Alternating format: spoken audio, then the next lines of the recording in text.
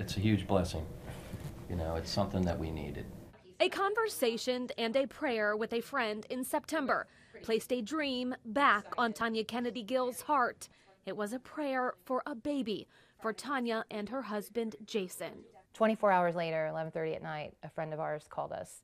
That one call set the wheels in motion. It felt straight from God, because those were my exact words, almost verbatim. I think I have a baby for you. You know, and that's exactly what I said I needed to hear, or wanted to hear, or whatever. And so then it kind of proceeded from there. Fast forward 3 months, the Gills are preparing to meet their baby. Now Christian is going to get a baby brother. As a matter of fact, it's a boy. Christian, Tanya's little boy, died at 18 months old from a rare cancer. The birth mother of the couple's new baby says she was touched by his story and chose the Gills. She said, and she goes, and then that clinched it. She said, when I met you, she goes, I knew from the moment that I met you that this baby's life path was meant to be with you. A dream Tanya and Jason thought was over, recently donating most of Christian's items, not knowing what was in reach. Always have hope, I think. And pray. You know, yeah. From one mother to another. Her role is so important. Her sacrifice is so important. And I want this baby to know how much she loves him too. Not just me, that she loves him too.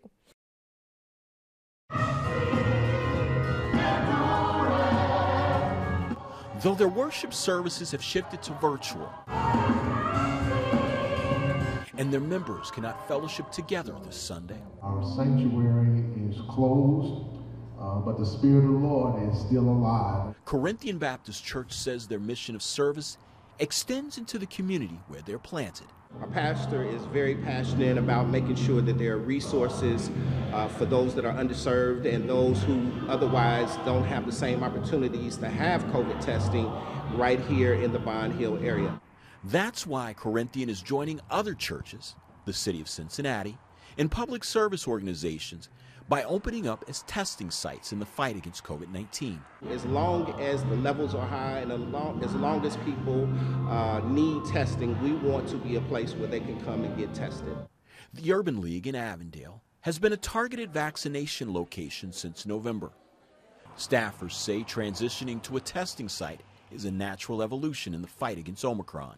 As we all know, we're seeing a surge within COVID-19, and one of the things is to really make sure that we have equitable access to testing. That access, staffers say, is critical. To meet people where they are is to have locations that are accessible. And by accessible, located in neighborhoods, and also you don't have to schedule an appointment.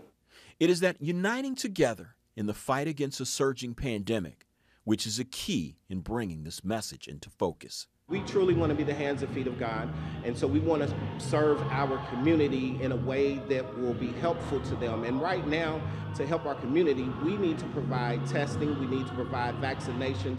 Richard Childs, WLWT News 5. From plows to shovels to scrapers, the tri-state dug in to dig its way out. We've been out here 36 hours, had 3 trucks out, and I mean, it's tiring. Terry Snow, yes, that is his perfect winter weather last name, has been getting out and getting it done, plowing through the tri-state streets in conditions we haven't seen in a long time. We got, what, like 6 inches of ice? It's back-breaking, man.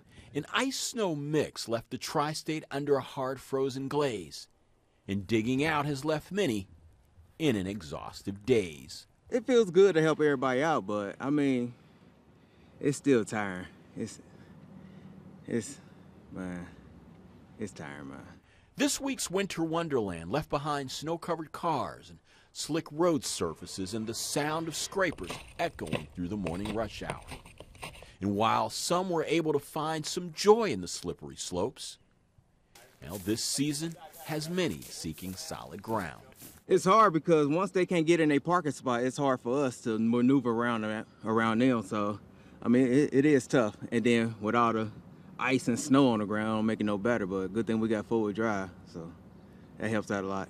And even with the 10-foot plow and four-wheel drive, this driver named Snow is now looking for where this sidewalk comes to its end. Y'all can just stay home. That's it. Stay home. Stay out the way. Let the snow plows do its work. Let the city do its work. Stay out the way. Richard Childs, WLWT News 5. Well, I found one way to celebrate the Bengals. Come and shop in downtown Hamilton. Whether you're looking for apparel, cookies, candles, pottery, you can find it in this city. It smells like football inside Petals and Wicks. What's in it? Orange. It is an orangey scent, but the other two blends, they keep guessing. The only hint Sherry Hoskins will give for their new signature scent. It is orange, black, and football. The Bengals It Is Us candle is burning off the shelves. No, I like that. I like the smell. The celebration continues across the street at Unsung Salvage Design. We're celebrating the curse being broken after 31 years. With this vintage apparel. This one, that's a take on the old Tecmo Bowl video game back in early 90s? A couple years ago we did a Bengals themed shirt, and it said no regrets, and that was kind of like, don't regret being a Bengals fan. They're going to have their time. Little did the Carter brothers know the Bengals' time would come so soon. The city of Hamilton is embracing it by lighting up the Embrace sculpture. The Fitton Center is also aglow too in Bengals orange. Around town, Neil's Cafe will be serving Who Day specials tomorrow through the Super Bowl. Rustic Home is selling apparel for the big game. For our four-legged friends, you can pick up Bengal Tiger Tailgate Turkey Jerky at Pet Wants. But no one is giving us more of a taste of Hamilton's Bengal spirit than Luke Heiser. I have customers that order the cookies or whatever for like the first game, and then now they're still ordering. It's like they come back every week. Keeping his staff busy, rolling, cutting, decorating. Even though Valentine's Day is approaching, it seems people have forgotten. The color red has been replaced with orange and black. This year's for the men. So guys, when you're out and about this week shopping for your Bengals gear, you might want to remember Valentine's Day is the day after the Super Bowl, and I think the woman in your life might like some of this Bengals gear too. In Hamilton, Karen Johnson, WLWT News 5. Well, location. The hotels are benefiting from all this. We're told there's been a spike in Airbnb reservations, most of them, of course, within the urban core and within close proximity to the Dora here, which is viewed as sort of a hooday base of hoped-for celebration. When the folks in charge of tourism are out here as tourists themselves, good stuff. You know there's a big old hooday driving the week. There you go. That's the one you want right there. The push is on. We break perceptions, embrace differences, come together and make a mark on the world. First name basis. I'm Mayor Aftab. Join us. A marketing playbook befitting the Bengals. We're getting great feedback. We're seeing more traffic to the website than we ever see at this time of the year. Hotels are getting Friday, Saturday bookings, Saturday, Sunday. Never mind that it's midwinter. In the last week, the Hyatt Regency's picked up 100 room nights for Super Sunday alone. Extremely unusual for the area, for sure. And so we do believe that's Super Bowl related, and people just want to be in town and like I said, be part of the action. Who Day, It Is Us, the Cincinnati region. Tuesday afternoon buying at Cook's was a Bengals merchandise frenzy. People are just flocking. We've heard of people coming back from college to go to the Dora. We've heard people, making hotel reservations so that they can stay downtown. We're told Dora is destination for Super Sundays driving a lot of this. Beer booths, bands, multiple screens. You couldn't buy the positive pub of this. The city is absolutely selling itself, and for somebody like me who thinks all of the time about how do we get more people to pay attention to what we have here, well, they're paying attention. 31 years in the making, like a finely aged bourbon, it is our time. So everybody needs to come and be with us. And here's just one example of what is happening right now. You've got a Columbus couple and two people from Great Britain coming in for the weekend to be here at the Banks at the Dora, to watch the game, to be in their hometown and have that Super Bowl experience and atmosphere in Cincinnati. At the Banks, John London, WLWT News 5. Well, orange clothing is one thing, but you've got orange face painting, you've got orange hair coloring, and you've got orange and black specialty drinks like we have here at a place called Japs. on Main Street in Over the Rhine. Look how nice they've done this. They've got Bengals punch that goes in a Super Bowl and Houday ice cubes. And as you will see, there's a certain Cincinnati style that is taking hold. It's hands down the finger fashion of the week. I've got the helmet, Houday, of course, and then we've got Joe Burrow and Jamar Chase. Spruce Nail Shop has its thumb on the pulse of the city right now. I've got the helmet and Houday. It's all the rage. Up to 30 women a day are Houdaying their nails in this salon alone. People ask me if they're decals and everything. We were waiting in that 8-block line to get the Houday beer the other day, and I think 40 people took pictures of it. Kelly Lancer had Maddie McFarland stripe her for Sunday. Like everyone else in the city, trying to get amped up, and we're excited to cheer on the Bengals this weekend. Maddie, obviously ambidextrous, did her own. Took me about 3 hours to do them. This is a high-energy time for nail art in Cincinnati, where some women say, why stop at fingernails? I have a cosmetologist friend who actually dyed her hair orange. Of course, Tony DeTiger has taken that many steps further. Here he is with a toned-down TSA-approved look for the Flight West. My wife, she went out and got her nails done. She's got them all orange and black, too, so she's ready. This fan from Silverton's getting ready right down to her toes. It's nice. You get pampered and get to be supportive at the same time. Salons and style shops are into the orange craze, which developed on its own and generates some creative marketing. A 9% discount in honor of Joe Burrow, because we're all big fans. I call that the Burrow rate. That's right. Lauren Chaser intends to nail a lot of compliments at the banks on Super Sunday, when fans will be ready to roar. Houday, baby! Houday! And of course, I guess if the Bengals win in a nail biter on Super Sunday, there'll be a lot of touch-up work that needs to be done at those nail shops, and folks might also need one of these drinks. It's called, by the way, the Houday. In Over the Rhine, John London, WLWT, News 5. So we were going through pictures and words, and we found this great photograph of the female pilots from World War II, the WASP group, and they were walking towards the camera like linked arms and just looked really bold and really strong, and we're like, that's it. A theme of lifting up, taking off, holding on, soaring, and launching. All key words President and CEO Nancy Eichholz knew women needed to hear. Female entrepreneurs, no matter what their lifestyle, we are juggling a lot of plates. We always have multiple plates in the air. It doesn't matter if you're a mom or you're an empty nester or whatever, you're taking care of everybody else. When did you think you started to see women realize that they could be entrepreneurs? Mm-hmm.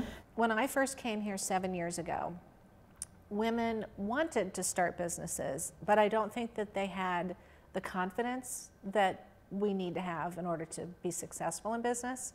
And so we were instilling the confidence in them. Now what we're seeing, and I've seen it over maybe the last 5 years, is that the women coming to us they're seasoned. We have vice presidents of companies, we have bankers, we have people from General Electric, we have Procter people, and we have a mom who stayed home for years. We have everything, but they're coming with an evolution of that inner confidence, and it comes from, I think, the experiences that they're having in their education, the experiences that they're having in the community or in their current roles. And so we had to evolve with those women.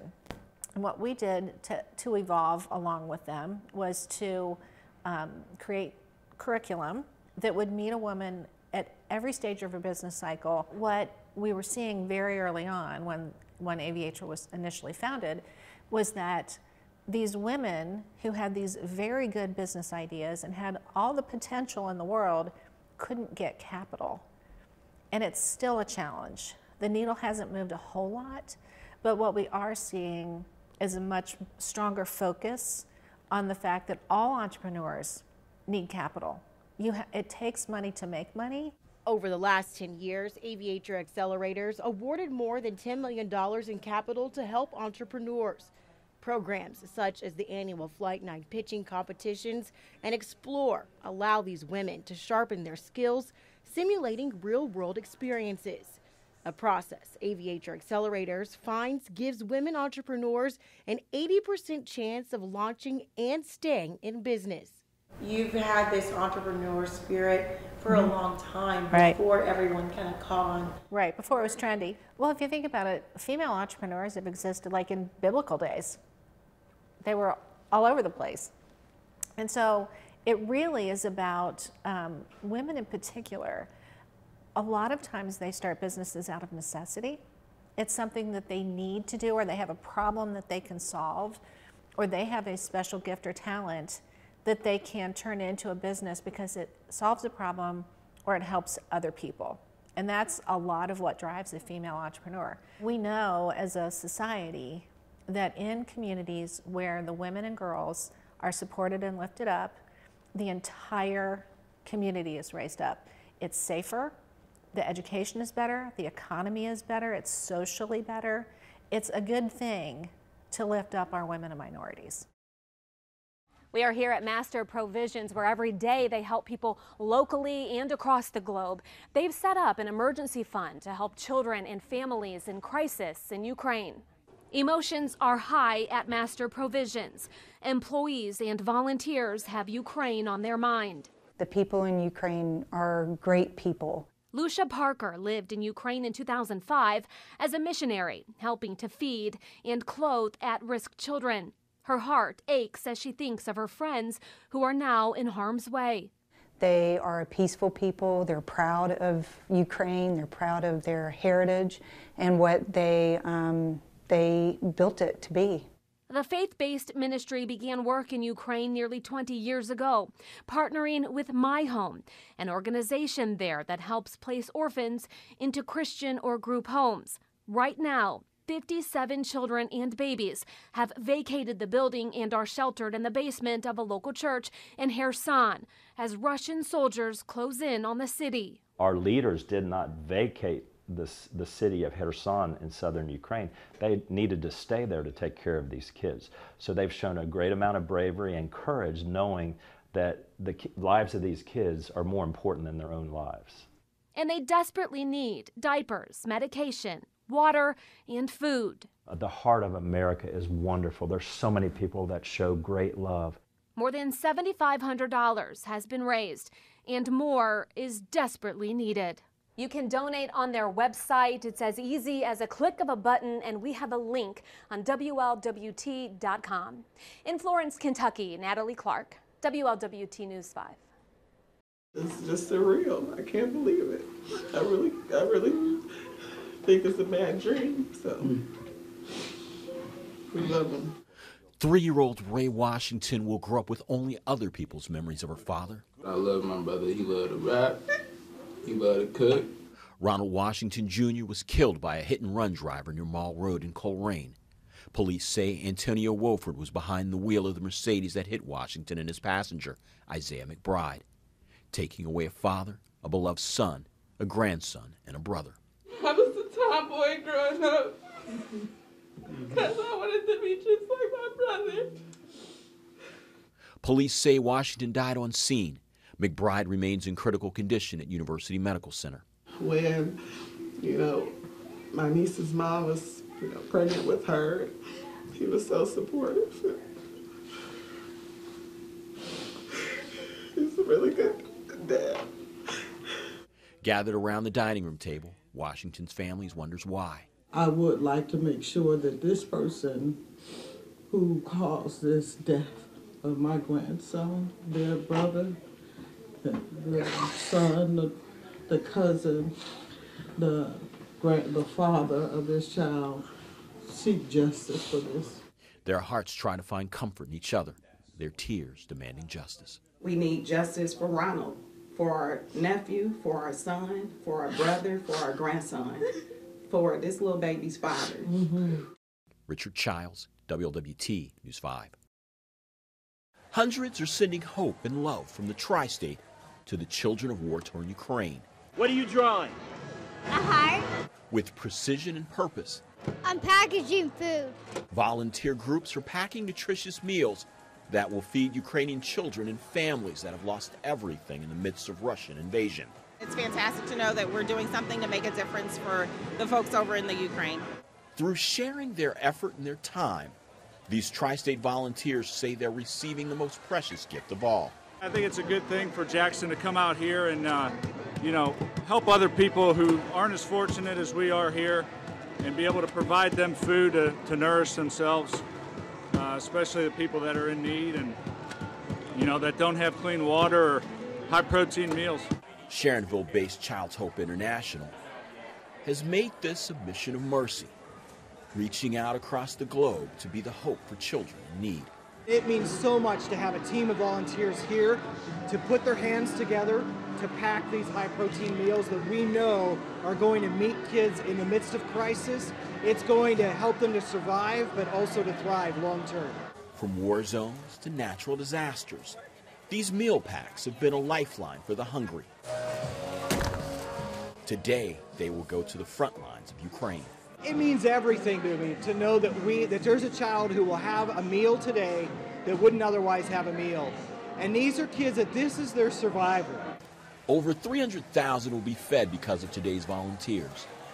Hundreds more will fill this production line in the month of April, all of them sending hope and love from the tri-state. Together, saving one life at a time. With photographer Henry Griffith, Richard Chives, WLWT News 5.